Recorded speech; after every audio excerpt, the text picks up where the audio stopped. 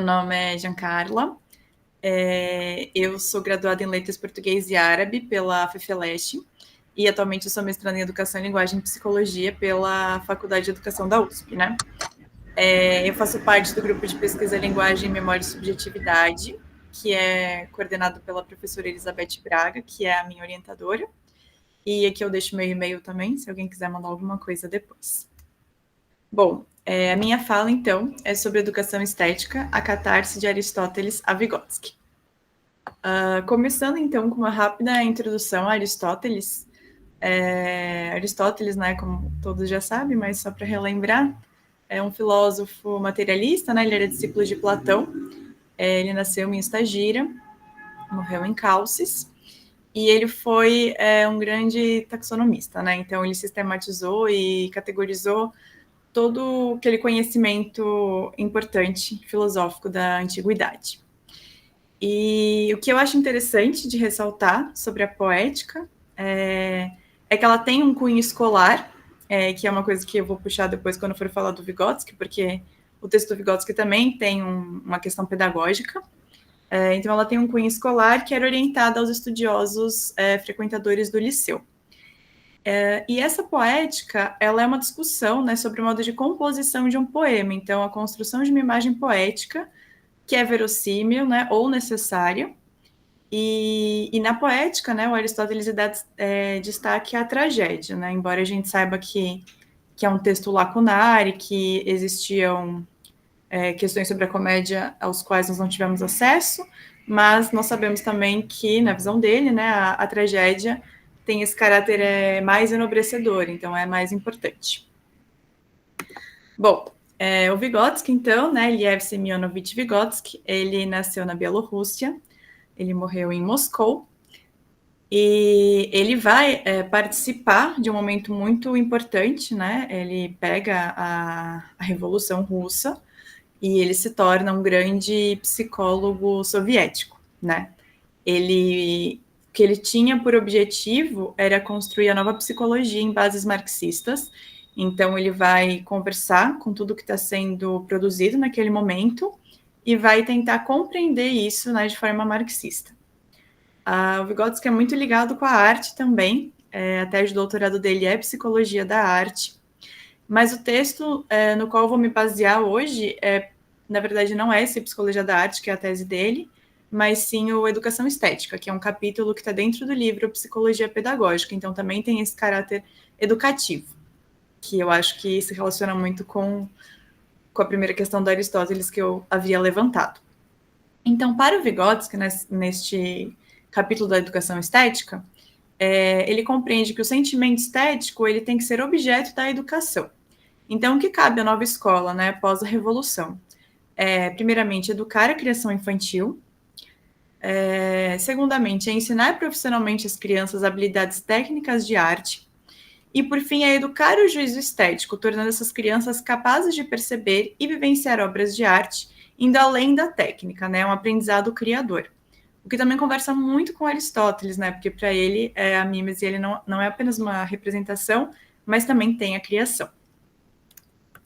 Bom, então começando a falar da catarse, catharsis, né, no Aristóteles, é algo que tem a ver com purificação, com uma descarga emocional, uma depuração, uma purgação. E no sentido medicinal, é como se fosse uma desintoxicação do organismo, né? E essa é a finalidade do enredo trágico, né? Por isso ele é mais nobre. E para o Aristóteles, né, na poética, a tragédia ela emprega a compaixão e o pavor no seu enredo, com a finalidade de promover a catarse, então a purificação dessas mesmas emoções que são suscitadas. Então, por meio do enredo, né, que é a alma do gênero trágico, a tragédia conduz os ânimos no sentido educativo. E eu acho essa parte muito interessante, eu vou chamar a atenção um pouquinho mais para frente, mas essa condução é algo que faz muito sentido quando a gente pensa em educação. Então, como eu havia falado já, né, a mimese ela é tanto imitativa quanto criativa, e o poeta mimético ele a retoma e recompõe. Bom, aí por fim, né, a comoção emerge da ação destrutiva que acomete o herói por um erro, mas não por falta de virtude, né? O que o torna ainda mais digno de compaixão. E o maior exemplo disso seria a tragédia do Édipo Rei, né? Como todos conhecemos. Bom, continuando então essa questão da condução, algo que me chamou muita atenção na poética do Aristóteles foi um comentário do tradutor, né, desse aqui, que é o Paulo Pinheiro, e ele vai dizer que, em grego antigo, o verbo conduzir, ele primeiro surge num sentido de condução das almas ao Hades, e depois ele aparece num contexto de atividade pedagógica. Então, o que eu consigo entender, e eu gostaria de chamar atenção hoje, é que essa condução ela exige a atuação de um ser mais experiente, que conheça o caminho. Esse caminho pode ser do Hades ou da construção do enredo. E aí, esse alguém mais experiente direciona o percurso daquele que deve ser tomado pela mão, né? No caso aqui da tragédia. E o Aristóteles ele coloca, né, um esquema tríade de reviravolta, reconhecimento e, por fim, a comoção emocional. Né? Esse é o esquema tríade da catarse em Aristóteles. Bom, falando agora de Vygotsky, então, né, ainda no texto da educação estética, só retomando, né, o Vygotsky é um pensador clássico, né, as bases dele são clássicas, as principais bases dele são a marxista e a hegeliana, e ele vai dar continuidade à catarse aristotélica, mas ele vai trazer elementos dialéticos e científicos. Bom, a atividade estética também vai ter um esquema tríade no Vygotsky, que é estimulação, elaboração e resposta.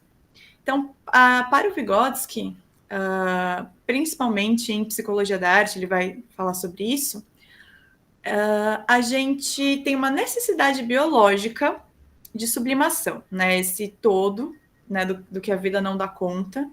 Ele dá o exemplo do funil, né? Que a gente tem muita coisa para elaborar, muita coisa para trabalhar, mas o que sai disso é muito pouco. Então, a resposta a isso só pode ser encontrada na arte. E então, o Vygotsky ele entende, né, que a gente tem a estimulação, a elaboração e a resposta. E para o Vygotsky, tanto aquele que cria, né, a arte, o objeto artístico, quanto aquele que frui, estão na mesma posição catártica, né? Então não existiria diferença entre o que cria e o que frui, porque a catarse ela pode se dar da mesma maneira nas duas pessoas. Para o Vygotsky, né, a catarse é uma contradição emocional que não repete uma reação real, mas ela supera essa reação e vence essa reação. Então, para o Vygotsky, é algo que se torna superior à própria vida. Né? Ela pega o material cotidiano, o material da vida, e transforma em algo maior, superior, né? Mais elevado, mais elaborado e mais inteligente. Né? São emoções inteligentes.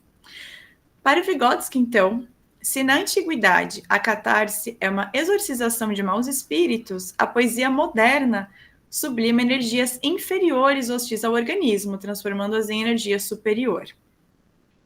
E para o Vygotsky também, a arte ela tem uma tarefa de reconstrução do comportamento e canalização do que é mais rico do que a própria vida.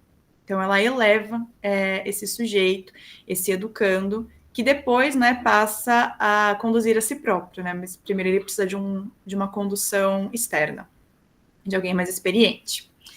Então, para o Vygotsky, a educação estética ela deve ensinar a habilidade de sublimação ao educando, tomando-o pela mão e conduzindo nesse complexo trabalho de luta interna. E aqui eu gostaria de retomar a questão da condução ao Hades, né, aquele verbo, né, de conduzir, que foi colocado pelo Paulo Pinheiro, né, como começando no Hades e depois acabando, né, na educação.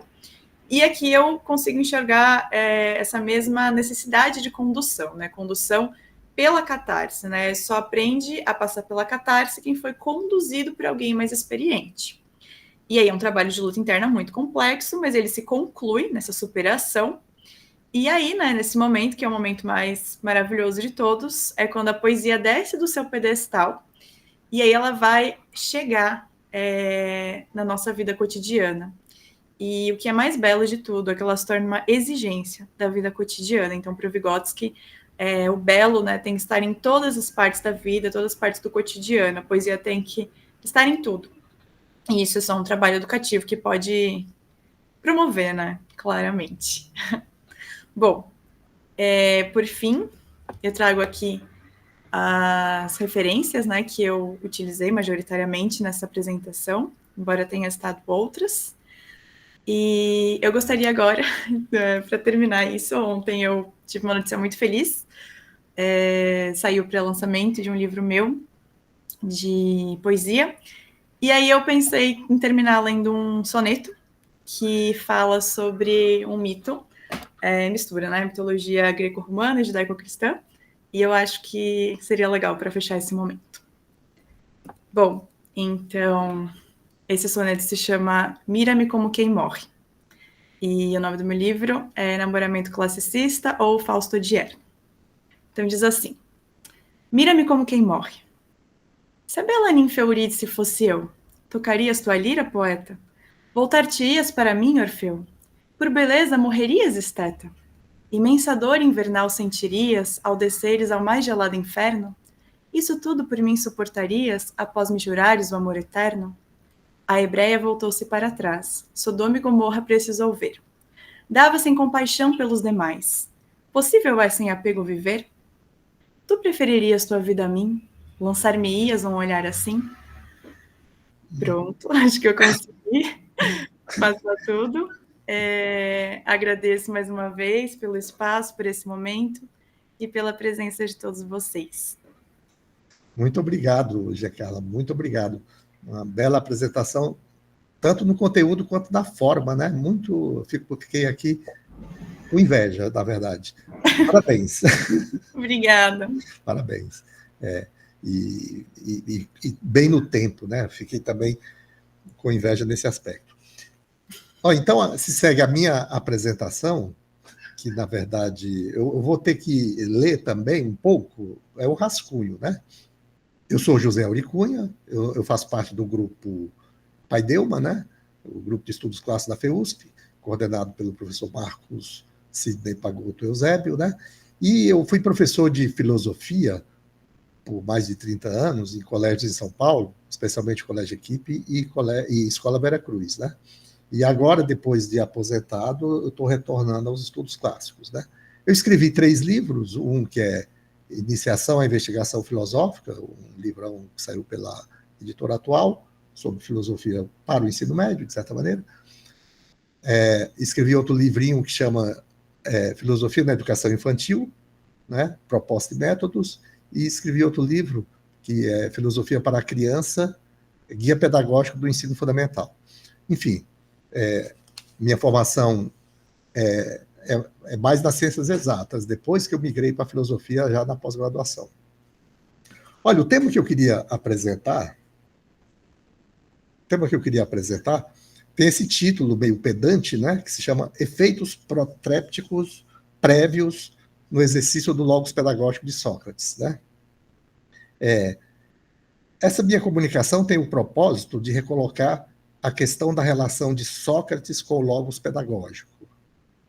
Aqui a expressão logos pedagógico refere-se ao ensino, ao modo de educar pela fala, pelo logos, ou seja, pelo discurso que constrói, explica, desenvolve na inteligência, na experiência do educando, um tipo de saber, seja um saber técnico, um saber teórico ou um saber viver.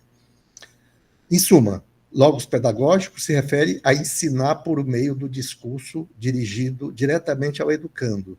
E aí a gente pode fazer comparação, porque tem outras formas de educar que não seja pelo logos, como pelo exemplo, pelas narrações de histórias míticas, que não é por essa forma de logos dirigido diretamente ao educando. Bom, Sócrates sempre nos é apresentado como mestre do logos pedagógico, que tem o diálogo filosófico como modelo da forma de educação em que um mestre conduz seu discípulo ao conhecimento, não só para ensinar filosofia, mas para ensinar qualquer conhecimento prático ou teórico. Então, a questão que está sendo recolocada aqui, de um lado, é como Sócrates exercitava o logos pedagógico em seu ensino. E, de outro lado, o quanto esse exercício socrático continua atual. Isto é, o que ele nos propõe para o fazer pedagógico nos dias de hoje, não só para o ensino de filosofia. Ao recolocar essa questão da educação pelo logos, tendo Sócrates como modelo pedagógico, sempre invocado, reivindicado na tradição ocidental greco-romana e cristã, eu quero introduzir a pergunta sobre a necessidade ou não do uso de efeitos protrépticos para criar vínculos afetivos e investigativos na relação mestre-discípulo, no caso de Sócrates, e na relação professor-aluno nas práticas pedagógicas de hoje. Essa expressão efeitos protrépticos parece pedante, né? Quer dizer efeitos retóricos de um tipo particular. Não apenas para obter um convencimento, mas para obter o engajamento numa prática de aprendizagem.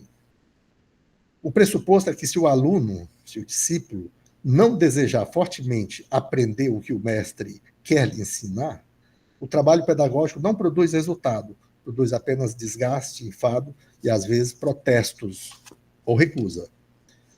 A palavra protréptico, embora pareça realmente arrogante, assim, ela é pesada, na verdade tem um sentido técnico, que, no caso, seria o mais preciso para descrever esse tipo de apelo retórico que é trazido aqui para a discussão, para saber se esse apelo retórico é necessário ao logos pedagógico socrático, né? Protréptico vem do verbo grego protrepo, cuja tradução corrente tem sido exortar, incentivar os desejos de uma pessoa para fazer algo. Também o verbo apotrepo significa o contrário, que é desestimular, dissuadir alguém de fazer algo, às vezes como uma ameaça velada, né, expressa ou não, às vezes como um castigo, outras vezes como uma refutação. Então, o protréptico termina sendo uma palavra pouco usada, mas interessante para descrever essa questão do apelo, de um tipo de apelo retórico no ensino. Conhecemos o significado da retórica como sendo um tipo de logos, um discurso, com apelos emocionais visando convencer alguém da validade ou pertinência de uma crença ou de um procedimento. De um modo geral, o apelo retórico consiste em expressar uma emoção com mais vivacidade e beleza do que ela mesma é vivida na realidade. Enfim, o apelo retórico sempre traz uma espécie de enfeite, visando enfeitiçar a recepção para a adesão a uma certa proposta. Examinemos brevemente como Sócrates teria exercido o logos pedagógico, diferenciando-se do modo sofista de ensinar pelo logos, ou seja, pela fala dirigida diretamente ao interlocutor. Os sofistas também ensinavam pelo logos, utilizando argumentos retóricos com forte apelo às experiências emocionais, a fim de obter adesão às crenças e condutas que propunham. Examinar como Sócrates ensinava esbarra no problema de saber como era realmente o Sócrates histórico. Embora esse problema tenha merecido muitas pesquisas, o que se sabe hoje é que a figura do Sócrates histórico é impossível de ser recuperada. O que se pode ter será um Sócrates personagem que aparece nos testemunhos de pouquíssimas fontes, e esses testemunhos não são congruentes entre si. As únicas fontes a que temos acesso hoje são Platão, Xenofonte, Aristófanes e menções de Diógenes Laércio e de Aristóteles. Não cabe aqui examinar em detalhes as incongruências entre o Sócrates de Platão, o Sócrates de Xenofonte e o Sócrates de Aristófanes, que são os que construíram melhor a personagem. A personagem relacionada ao seu logos pedagógico, relacionada ao seu ensino. O Sócrates de Platão é o que está bem incorporado à nossa tradição, devido à profundidade e perenidade de seu pensamento e de sua obra filosófica. O logos socrático em Platão é apresentado como um diálogo refutativo em busca de um saber teórico, conceitual, abstrato e universal, fundamentado na definição, na indução e dedução, esses três pilares sempre exercitados em uma dialética que interroga, examina e refuta. Em Platão, o saber para viver e conviver bem deságua numa ciência teórica sobre a ética e sobre a política. E daí em diante, sobre a realidade do homem, do mundo, da linguagem e diversos outros campos sobre os quais seja pertinente a pretensão de saber. Hoje se poderia dizer que todos os saberes escolares assumem a forma de produção, elaboração e ensino que Platão colocou na boca de Sócrates, na boca de seu personagem Sócrates, modelo de filósofo e de investigador. Mas o Sócrates de Platão ensina de uma maneira muito peculiar. Ele ensina propondo um caminho e algumas ferramentas. O Sócrates de Platão é ignorante, nada sabe, mas a partir do saber que nada sabe, engaja-se no desejo de saber, no desejo de buscar trilhar o caminho do discurso verdadeiro, o caminho da dialética, que sempre recai no exame do que é que eu sei que sei. Esse exame do saber que sabe, o quanto sabe e o quanto pode afirmar que sabe, seria especificamente o exercício da atividade do filosofar, segundo o modelo do personagem Sócrates, que Platão testemunhou. O Sócrates de Xenofonte, diferentemente, se apresenta de outra maneira, o que não dizer do Sócrates de Aristófanes. A pesquisa dos últimos 50 anos tem encontrado muito apreço e reconhecimento de atualidade no Sócrates de Xenofonte.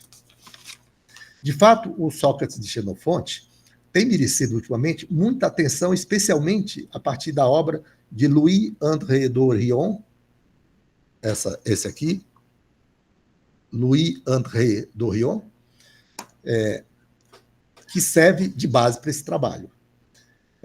Xenofonte é contemporâneo de Sócrates e o acompanhou testemunhando pessoalmente como Sócrates exercitava seu logos pedagógico.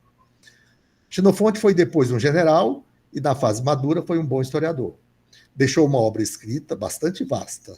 As obras que mais interessam no caso, e a que serve de referência para essa reflexão, essa pesquisa, é o Ditos e Feitos Memoráveis de Sócrates, também conhecido em latim como Memorabilia, e em português tem uma boa tradução recente que se chama apenas Memoráveis. Tem uma tradução Ditos e Feitos Memoráveis, que é a da Pensadores, e tem essas Memoráveis da editora Ana Blume.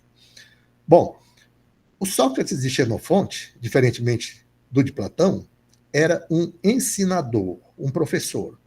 Só que ensinava simultaneamente pelo ergon e pelo logos, ou seja, utilizava como argumentos para a obtenção da aprendizagem pretendida o exemplo, no caso, ergon aqui, que pode ser obra, como disse o professor Nélio, ergon tem uma tradução muito flexível, muito vasta. Mas no caso aqui, de Xenofonte, Sócrates se dava simultaneamente pelo ergon e pelo logos, ou seja, utilizava como argumentos para a obtenção da aprendizagem pretendida o exemplo, o ergon, e a fala, o discurso, o logos. Ou seja, Sócrates combinava expressamente e repetidamente para ensinar o ergon e o logos como marcas características de sua prática pedagógica. Não basta falar, pregar, discorrer sobre o assunto.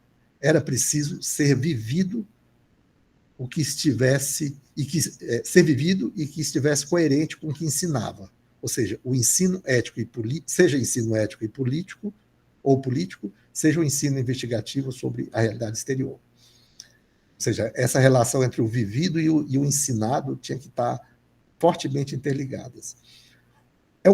E o ponto fundamental de divergência entre Xenofonte e Platão é o modo como Sócrates exercitava justamente seu logos pedagógico. Pois o exercício do ergon, do procedimento exemplar, a respeito do que era ensinado, era razoavelmente comum nos dois, embora Platão progressivamente vá deixando de apresentar o vivido de Sócrates, privilegiando o pensado. Seu discurso do logos vai sendo absorvido pela força demonstrativa da validade de suas teses, de modo similar à demonstração matemática. Platão tomará o movimento do pensamento demonstrativo como suficiente para garantir a validade do que deve ser ensinado e aprendido. E aí tornando desnecessário o que é exemplar, o que é vivido, né? Basta a demonstração teórica, né? Ou seja, a demonstração matemática é tomada como modelo da fundamentação filosófica. Quem ignore a geometria, aqui não entra. Essa era a inscrição que tinha na frente da Academia de Platão, segundo consta, segundo a lenda, né? Tal era a importância que Platão daria ao ensino da matemática como ferramenta e treinamento do espírito ou como escada da razão para a acese ao mundo inteligível. Pois bem, nesse ponto, chegamos ao cerne do problema que aqui interessa abordar. O Sócrates, tanto de Xenofonte quanto de Platão, pelo menos nos diálogos de juventude, que tematizava a virtude, mais a virtude, né? O Sócrates mostra-se como exemplo daquilo que ele ensinava. Este mostrar-se como exemplo já contém um apelo emocional à imitação, sobretudo quando esse exemplo é tematizado pelo discurso pedagógico. Não como autorreferência do tipo, olhem para mim, vejam como eu procedo, mas sob a forma de uma exortação protréptica, para desejar aprender. O Sócrates xenofôntico não é um refutador. Ele usa o logos mais para incentivar e, eventualmente, apenas refutar saberes concorrentes, que não resistam ao exame ou à inquirição sobre sua verdade ou plausibilidade de verdade. E como se dá essa exortação, essa retórica protréptica em Sócrates? Sobretudo de duas maneiras, conforme o Sócrates de Xenofonte, aí tendo por base o Sócrates de Xenofonte. Uma, incentivando a encráteia, que é traduzido correntemente por autodomínio, autocontrole. Então, a retórica protréptica é apresentada de duas maneiras. Primeiramente, como encráteia, incentivando, e outra maneira, encráteia, incentivando o autodomínio, e de outra maneira, pela carteiria, incentivando a resistência, a perseverança daquilo que se propôs a aprender. Como uma espécie de moral provisória, aqui parodiando o Descartes, usando um termo de Descartes. Significa dizer o seguinte: Sócrates utilizava seu exemplo para validar o que estava falando, seu logos. E utilizava o logos, primeiramente, para interagir com os desejos e emoções de seus discípulos, convidando-os a desejar e querer ouvi-lo e imitá-lo. Mas, ao interagir com o mundo afetivo e desejante, a principal exortação era para o discípulo querer adquirir a encráteia, o autocontrole, o autodomínio sobre seus próprios desejos e paixões. E ainda inibindo aqueles desejos, outros, que pudessem constituir um entrave para seguir a razão e o caminho do pensamento racional, conceitual e investigativo que ele propunha. Outra exortação importante e recorrente seria para que o discípulo forjasse em seu mundo desejante o desejo de resistir a tentações de perder a disciplina, de afastamento dos meios para permanecer no caminho da investigação racional. Ou seja, resistisse ao negacionismo do valor do conhecimento examinado e provado como verdadeiro, segundo as armas da razão. Sem a encráteia e a carteiria, não se forma o desejo de aprender e orientar seu conhecimento para fazer valer o aprendido, o modo racional e o modo racional de continuar aprendendo, de continuar investigando. Neste caso, o discípulo correria o risco da acrasia, de perder o controle sobre o seu querer, de não conseguir se comportar como achava que deveria se comportar, como achava que era bom segundo seus valores já descobertos como excelentes, em vista do que deseja para si, da finalidade de sua vida ou seu ideal de vida boa. A acrasia é o contrário da encráteia, autodomínio. É o inimigo maior do logos pedagógico. Por isso tem que ser combatido preventivamente. Daí a exortação à carteiria, a perseverança nos desejos a serem cultivados, nos hábitos a serem adquiridos, a fim de não enfraquecer o autodomínio, a encráteia. A conjugação de encráteia e carteiria constitui os objetos da retórica protréptica do logo socrático. Sem essas duas virtudes, o discípulo sequer aceitaria dialogar com Sócrates, muito menos se submeter ao seu ensino e ao seu interrogatório. Resulta dizer que, embora Sócrates, o Sócrates platônico, seja o mais rico em questões e conteúdos do conhecimento verdadeiro, conteúdos filosóficos, sem o Sócrates de Xenofonte, o logos pedagógico não se realizaria. Ou seja, sem os efeitos protrépticos de convite ao aprender, a adquirir um saber, seja ele técnico, ético ou científico, o discurso pedagógico meramente conceitual e demonstrativo ou expositivo tenderia ao fracasso. O contato retórico com as emoções do aluno é que dão significado para ele daquilo que será ensinado. Essa seria a ferramenta da aprendizagem significativa, segundo o logos pedagógico de Sócrates, de Xenofonte. Então, trouxe essa questão do Sócrates de Xenofonte para a gente verificar, fazer a reflexão sobre a importância do apelo emocional antes mesmo do apelo intelectual.